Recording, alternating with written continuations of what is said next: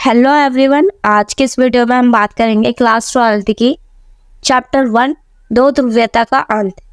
इससे रिलेटेड मैंने 1 मार्क के क्वेश्चन की वीडियो आपको पहले ही बनाकर दे दिया। अगर आपने नहीं देखा तो आप जाकर हमारे चैनल पर देख सकते हैं। आज की ये वीडियो आपके लॉन्ग आंसर के होने वाले हैं, जो बहुत ज़्यादा इंपॉर्टेंट है। ज़्यादा क्वेश्चन इस चैप्टर से पूछे जाते हैं, तो चलिए देख लेते हैं कौन से क्वेश्चन है। सबसे पहला क्वेश्चन है, दूसरे विश्व युद्ध के बाद सोवियत संघ महाशक्ति के रूप में कैसे उभरा। यानी सेकेंड वर्ल्ड वॉर के बाद सोवियत संघ एक महाशक्ति के रूप में कैसे विश्व में दिखाई दिया।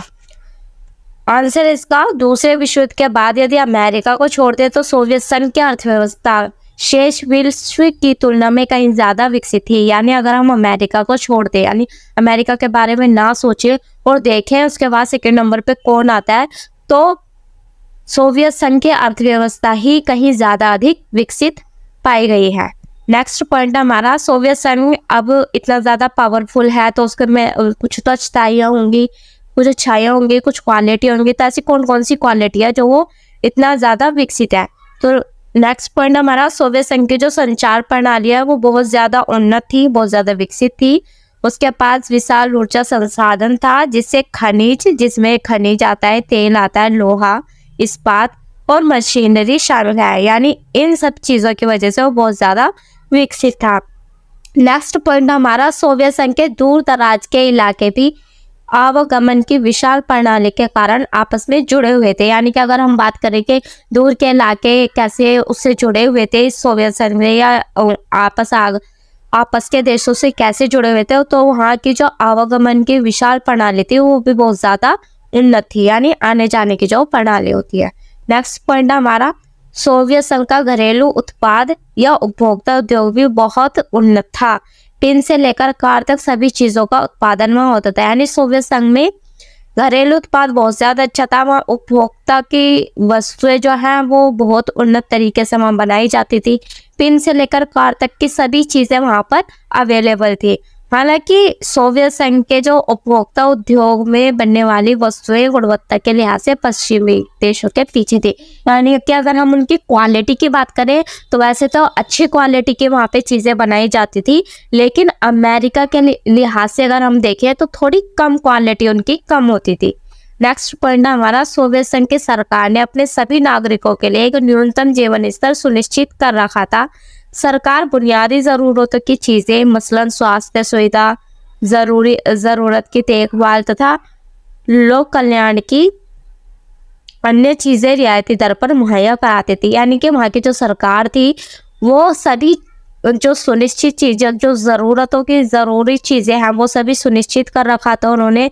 हर चीज वहाँ पे वो प्रोवाइड कराते थे वहाँ की जनता को, जैसे स्वास्थ्य की जरूरतों के लिए, उनकी देखभाल करने के लिए, या लोक कल्याण की जितनी भी चीजें हैं वो प्रोवाइड कराते थे। नेक्स्ट पॉइंट हमारा, बेरोजगारी नहीं थी। यानी कि वहाँ पे हर किसी को क्या था, काम दिया जाता था, वहाँ बेरोजगारी नहीं थी। मिल्कियत का प्रमुख रूप राज्य का स्वामित्व था तथा भूमि और अन्य उत्पादन संपदाओं पर स्वामित्व होने के अलावा नियंत्रण भी राज्य का ही था। यानी कि वहाँ पे जो हर चीज थी मिल्कियत, यानी वहाँ पे कुछ भी चीज प्राइवेट नहीं थी, सब चीज गवर्नमेंट थी। हर चीज पर किसका नियंत्रण था, राज्य का नियंत्रण था।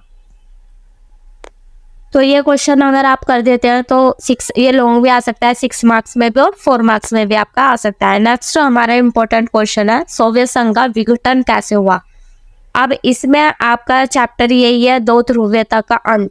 तो ये मोस्ट इम्पोर्टेंट क्वेश्चन है कि सोवियत संघ का विघटन अगर हुआ तो कैसे हुआ। चलिए इसको देख लेते हैं, सोवियत संघ का विघटन कैसे हुआ। सबसे पहला पॉइंट है आपका, नौकरशाही का शिकंजा, सख्त शिकंजा। नौकरशाही का जो था वहां पर सख्त शिकंजा था। सोवियत प्रणाली पर नौकरशाही का शिकंजा कसता चला गया। यह प्रणाली सत्तावादी होती गई और नागरिकों का जीवन कठिन होता चला गया। लोकतंत्र और अभिव्यक्ति के आज़ादी नहीं होने के कारण लोग अपनी असहमति अक्सर चुटकुलों और काटोलों के माध्यम से व्यक्त करते थे। यानी इसमें कहने का मतलब यही है कि सोवियत संघ में नौकरशाही का शिकंजा कसने का मतलब यही है कि वहाँ की जो पार्टी है वो सत्तावादी हो गई, यानी वहाँ पे लोकतंत्र नहीं था। नागरिकों को कुछ भी बोलने का, विरोध करने का कोई अधिकार नहीं था, ना वहाँ पे लोकतंत्र की आज़ादी थी, ना बोलने की आज़ादी थी। तो अक्सर लोग जो अपनी असहमति या अपनी नाराज़गी या तो चुटकुलों के माध्यम से बताते थे या फिर कार्टूनों के माध्यम से जाहिर करते थे। नेक्स्ट पॉइंट हमारा हथियारों की होड़ करना, यानी कि दूसरे विश्व युद्ध के बाद सोवियत संघ विश्व की दूसरी सबसे बड़ी महाशक्ति थी, जैसे हमने अभी पहले भी डिस्कस किया। तो उसके बाद सोवियत संघ ने समय समय पर अमेरिका को बराबर की टक्कर दी, लेकिन उसे इसकी भारी कीमत चुकानी पड़ी। यानी उसने सारा जो पैसा था वो ज़्यादातर अपने पैसे किस पे लगा दिया, हथियारों के होड़ में लगा दिया, सैन्य साजो सामान में लगा दिया। तो इसको भारी कीमत चुकानी पड़ी और सोवियत संघ ने अपने संसाधनों का अधिकांश प्रयोग, यानी जितने भी उसके संसाधन थे उसके ज़्यादातर प्रयोग उसने किसमें किया, परमाणु हथियारों और सैन्य साजो सामान पर खर्च कर दिया, जिससे उसकी जो आर्थिक व्यवस्था है वो उस पर गहरा असर पड़ा और वो एक तरह से लड़खड़ा सी गई। नेक्स्ट पॉइंट हमारा सोवियत संघ का 1979 में अफगानिस्तान में हस्तक्षेप। यानी इसमें देखो क्या हुआ, इसमें वही बात हो गई कि खुद को खाने के लिए खुद के घर में तो कुछ है नहीं और वो बाहर भंडारा कर रहा है।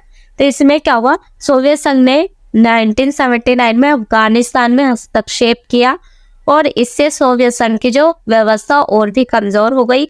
सोवियत संघ उत्पादकता और प्रौद्योगिकी के मामले में पश्चिम के देशों से बहुत पीछे छूट गया था। यानी अगर हम बात करें उत्पादकता और टेक्नोलॉजी के मामले में वो क्या था, पश्चिमी देशों से पीछे हो गया था।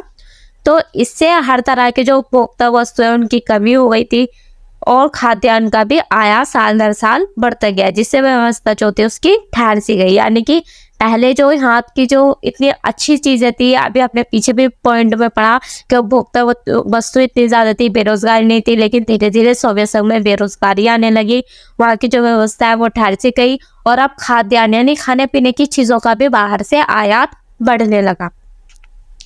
नेक्स्ट पॉइंट हमारा एक दल का वर्चस्व, यानी कि एक ही पार्टी का दबदबा होना। सोवियत संघ पर कम्युनिस्ट पार्टी ने 70 सालों तक क्या क्या शासन किया।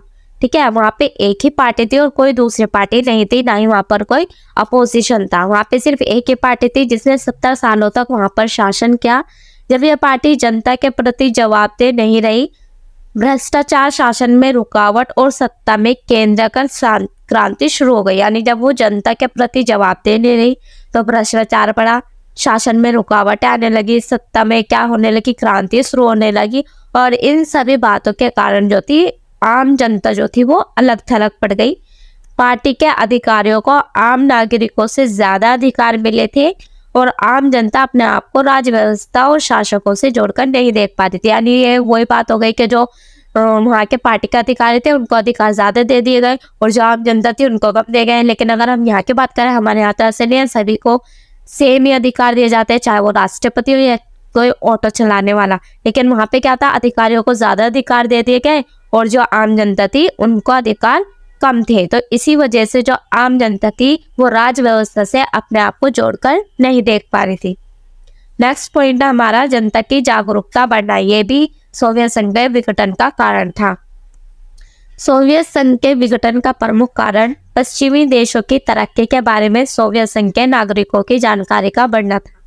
यानी इसमें क्या हुआ कि जब सोवियत संघ का विघटन हुआ, यानी जब वो सोवियत संघ पिछड़ता चला गया, उसमें जो है कमियां आने लगी, वो थोड़ा कमजोर होता गया, उसकी व्यवस्था जो है वो खराब होती गई। तो उस टाइम पे क्या हुआ, अब नागरिकों को समझ में आने लगा कि उनकी जो व्यवस्था है वो खराब होती जा रही है, वो पश्चिमी देशों से पीछे छूटते जा रहे हैं और अब वे अपनी राज व्यवस्था और पश्चिमी देशों की राज व्यवस्था में अंतर कर सकते थे। यानी कि उनको पता था कि हमारी राज व्यवस्था जो है वो खराब होती जा रही है। सालों से इन लोगों को बताया जा रहा था कि सोवियत राज्य पश्चिमी के पूंजीवाद से बेहतर है, लेकिन सच्चाई यह थी कि सोवियत संघ पिछड़ चुका था। यानी सोवियत संघ जो था वो पश्चिमी देशों से बहुत ज्यादा पीछे हो चुका था और अपने पिछड़ेपन की पहचान से लोगों को राजनीतिक और मनोवैज्ञानिक धक्का लगा, क्योंकि उन्हें तो सालों से यही पता जा रहा था ना कि उनकी व्यवस्था अच्छी है, उनकी विचारधारा अच्छी है और वो हर चीज में आगे, लेकिन ऐसा नहीं था, बल्कि वो पिछड़ चुके थे। नेक्स्ट पॉइंट हमारा राष्ट्रीयता की भावना या राष्ट्रीयता का विकास होना। तो अब इसमें क्या हुआ कि सोवियत संघ के विघटन का मुख्य कारण वहां के लोगों में राष्ट्रवाद की भावना का विकास होना था। इस प्रकार की भावनाएं रूस, एस्टोनिया, क्रेट तथा जॉर्जिया में विद्यमान थी। यानी कहने का मतलब यह है कि अब लोगों को अपने राष्ट्र के प्रति जो भावना थी वो विकसित होने लगी, और सबसे ज्यादा कहाँ देखने को मिली? रूस, एस्टोनिया, यूक्रेन और जॉर्जिया में देखने को मिली। तो ये था आपका सोवियत संघ का विघटन कैसे हुआ। अगर आपको ये क्वेश्चन आया तो आप ये सारे पॉइंट्स में लिख सकते हैं और आपके इसमें अच्छे मार्क्स आ जाएंगे। नेक्स्ट हमारा इम्पोर्टेंट क्वेश्चन है, सोवियत संघ के विघटन के क्या परिणाम हुए? यानी सोवियत संघ का विघटन हुआ, उसके क्या परिणाम हुए, आखिर रिजल्ट क्या निकला? तो पहला परिणाम था हमारा दूसरी दुनिया के पतन का परिणाम शीत युद्ध के दौरान संघर्ष की समाप्ति से हुआ। समाजवादी प्रणाली पूंजीवादी प्रणाली को पछाड़ पाएगी या नहीं? यानी सबसे पहला पॉइंट हमारा यही था कि सबसे पहले जो दूसरी दुनिया थी हमारी, यानी सोवियत संघ था, उसका विघटन हो गया। सबसे पहला परिणाम ये हुआ। नेक्स्ट पॉइंट हमारा शीत युद्ध के इस विवाद ने दोनों गुटों की सेनाओं को उलझाया था, हथियारों की तेज होड़ शुरू की थी, परमाणु हथियारों के संचय को बढ़ावा दिया था, और तथा विश्व को सैन्य गुटों में बांटा था, जिसे हम नाटो और वार्सा पैक्ट भी बोलते हैं। वो यानी हमारे जो शीत युद्ध चल रहा था उसमें जो क्या था कि सेनाएं बहुत ज्यादा उलझ गई थी, हथियारों की होड़ चली गई थी, ज्यादातर पैसा हथियारों पे लग रहा था, जो लोगों पर नहीं लगाया जा रहा था, लोगों के भले के लिए नहीं था। तो उस टाइम पे क्या हुआ, अब सेनाएं भी उलझी हुई थी और हथियारों में ज्यादा पैसा खर्च हुआ था, हथियारों की होड़ चल रही थी, परमाणु हथियार ज्यादा बनाए जा रहे थे। तो उस टाइम पे क्या हुआ, विश्व की जो ये सेना थी, ये गुट थे, ये भी दो भागों में डिवाइड हो गए थे।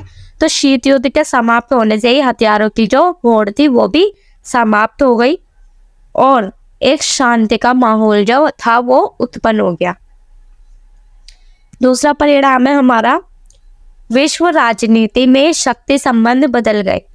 यानी अब क्या हुआ कि शीत युद्ध के अंत के समय केवल दो संभावनाएं थी, या तो बची हुई महाशक्ति का दबदबा रहेगा और एक ध्रुवीय विश्व बनेगा, या फिर कई देश अथवा देशों के बीच अलग अलग समूह अंतर्राष्ट्रीय व्यवस्था में महत्वपूर्ण मोहरे बनकर उभरेंगे। यानी कहने का मतलब ये है कि अब दो ही ऑप्शन है हमारे पास, या तो सिर्फ एक अमेरिका को मतलब अपना लीडर मान लो, सिर्फ एक ही ध्रुवीय विश्व बनेगा, या फिर छोटे छोटे कई विकसित देश जो थे वो अपना विकास करेंगे और अंतर्राष्ट्रीय स्तर पर उभरेंगे।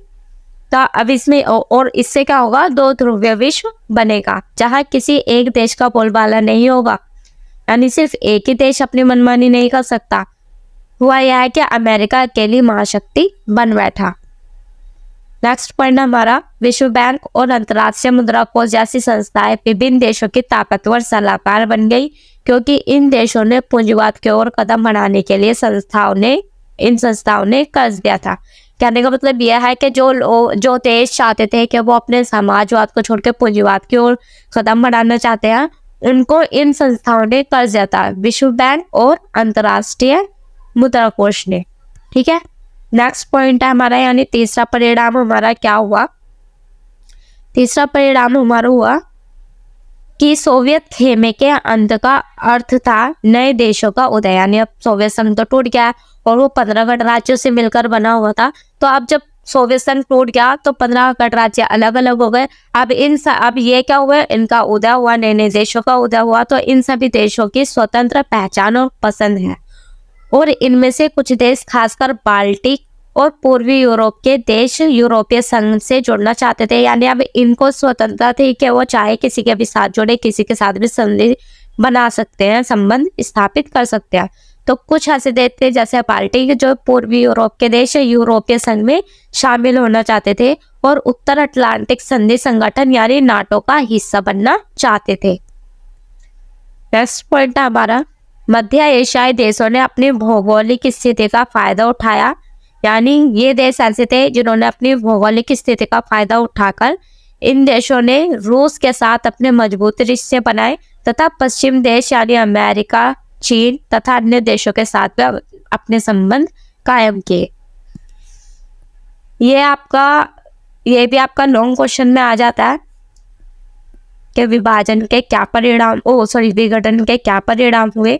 अब नेक्स्ट क्वेश्चन है हमारा शॉक थेरेपी। यह भी आपका मोस्ट इम्पोर्टेंट क्वेश्चन है कि शॉक थेरेपी क्या थी तथा इसके क्या परिणाम हुए। यानी शॉक थेरेपी क्या थी, पहले आपको इसका अर्थ बताना और फिर इसके परिणाम क्या हुए ये बताना। तो चलिए देख लेते हैं, शॉक थेरेपी के बारे में जान लेते हैं थोड़ा सा।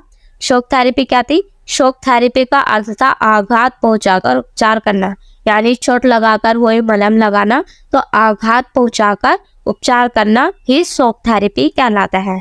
सोवियत संघ के विघटन के बाद रूस, मध्य एशिया के गणराज्य और पूर्वी यूरोप के देशों में पूंजीवाद की ओर संक्रमण का एक मॉडल था। इसे विश्व बैंक और अंतर्राष्ट्रीय मुद्रा कोष ने बनाया था। यानी शॉक थेरेपी का जो मॉडल था वो किसने दिया? विश्व बैंक और अंतर्राष्ट्रीय मुद्रा कोष ने। ये आपका 1 मार्क में आ जाता है कि शॉक थेरेपी का मॉडल किसने दिया, तो वो विश्व बैंक और अंतर्राष्ट्रीय मुद्रा कोष ने दिया था। ठीक है, अब इन्होंने क्या किया था कि रूस, मध्य एशिया के जो गणराज्य है वो पूर्वी यूरोप, इन्होंने पूंजीवाद की ओर अपना फैलाव करने के लिए एक मॉडल दिया था जिसे शॉक थेरेपी कहते हैं। अब शॉक थेरेपी के क्या परिणाम हुए, तो देखो सबसे पहले क्या हुआ कि जो रूस है, रूस का औद्योगिक ढांचा जो था वो खत्म हो गया। यानी अब रूस जो था वो टूट गया था, सोवियत संघ टूट गया था, तो रूस का जो औद्योगिक ढांचा था वो क्या हो गया? खत्म हो गया। लगभग 90% यानी 90% जो उद्योग थे उन्हें निजी हाथों और कंपनियों में बेचा गया। इसे इतिहास की सबसे बड़ी गराज सेल के नाम से भी जाना जाता है। ठीक है, यानी 90% जो हमारे उद्योग थे उनको औने पौने दामों में जो बेचा गया उसे ही इतिहास की सबसे बड़ी गराज सेल कहा जाता है। यह आपका 2 मार्क्स में भी आ जाता है। नेक्स्ट पॉइंट है हमारा, इस महाबिक्री में भाग लेने के लिए सभी नागरिकों को अधिकार पत्र दिए गए थे, लेकिन अधिकांश नागरिकों ने अपने अधिकार पत्र कालाबाजारियों के हाथों बेच दिए क्योंकि उन्हें धन की जरूरत थी। यानी कि जिनको वो पत्र दिए गए उन्होंने ये नहीं खरीदे क्योंकि उनको पैसों की जरूरत थी, और उन्हें कालाबाजारियों को ये अपने अधिकार पत्र बेच दिए और उन्होंने वो जो चीजें खरीदनी थी उन्होंने वो खरीद ली। नेक्स्ट पॉइंट है हमारा, रूसी मुद्रा रूबल में गिरावट आई तथा लोगों की जमा पूंजी नष्ट हो गई। यानी शॉक थेरेपी का परिणाम यह भी हुआ कि जब वहाँ की अर्थव्यवस्था खत्म हो गई तो रूसी मुद्रा जो थी और रूबल उसमें गिरावट आ गई और लोगों के पास जितनी भी जमा पूंजी थी वो खत्म हो गई या नष्ट हो गई। सामूहिक खेती की प्रणाली समाप्त हो चुकी थी। यानी अभी मैंने बताया कि वहाँ पे सब कुछ सरकार के अंडर में था, तो वहाँ पे खेती वगैरह सब कुछ सरकार के अंडर में थी, लेकिन अब वहाँ पे जो थी सामूहिक खेती थी वो खत्म हो चुकी थी और लोगों को अब खाद्यान्न की सुरक्षा मौजूद नहीं थी। यानी सब कुछ जो उनकी जो होता है ना स्टॉक करके हम रखते हैं, वहाँ पे ऐसी कोई व्यवस्था नहीं थी और रूस ने खाद्यान्न का आयात करना शुरू किया। यानी वहाँ पे खाद्यान्न की बहुत ज़्यादा कमी होने लगी तो उन्होंने बाहर से आयात करना शुरू कर दिया। नेक्स्ट पॉइंट हमारा, गरीबी में वृद्धि हो गई। अब जब वहाँ पे काम ही नहीं रहा, बेरोजगारी बढ़ गई, तो वहाँ पे गरीबी में भी वृद्धि होने लगी। शॉक थेरेपी से आधे बैंक दिवालिया हो गए, यानी बैंकों के में भी कमियां होने लगी। पूरे देश की अर्थव्यवस्था नष्ट हो गई। जब सोवियत संघ का विघटन हुआ तो पूरे देश की अर्थव्यवस्था जो थी वो चरमरा गई। सकल घरेलू उत्पाद घटा, आर्थिक असमानता बढ़ी। यानी कि अब क्या था कि अमीर और गरीब के बीच जो थी वो असमानताएं आने लगी, क्योंकि पहले तो वहाँ पे ऐसा कुछ नहीं था, ना कोई अमीर था ना गरीब, क्योंकि सब कुछ किसके अंडर में था? सिर्फ सरकार के अंडर में था। लेकिन अब क्या था, वो चीजें निजी होने लगी, प्राइवेट होने लगी, तो वहाँ पर आर्थिक असमानता बढ़ने लगी। कमजोर संसद, राष्ट्रपति को अधिक शक्तियाँ, यानी कि वहाँ की जो संसद थी वो कमजोर थी और राष्ट्रपति को अधिक शक्तियाँ दी गई थी। तो यहीं पे आपके लॉन्ग क्वेश्चन की वीडियो जो है वो समाप्त हो जाती है। और अगर आपको इससे रिलेटेड नोट्स चाहिए तो आप हमारे चैनल पर सब्सक्राइब करें और वीडियो में कमेंट करें। इसका लिंक आपको डिस्क्रिप्शन में भी मिल जाएगा। अगर आपको हमारी वीडियो पसंद आई हो तो लाइक करें और चैनल को सब्सक्राइब करें। Thanks for watching.